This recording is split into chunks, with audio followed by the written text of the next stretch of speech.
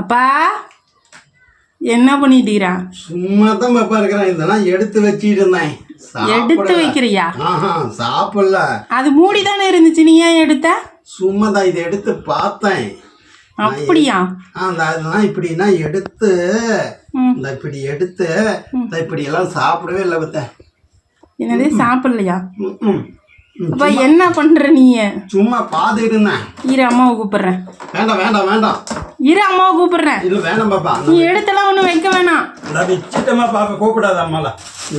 இது அப்படியே இருக்குது. இந்த பூந்தி அப்படியே தாங்க. ஐயோ, 1/2 கிலோ பூந்தியில 1/4 கிலோ தான் இருக்குது.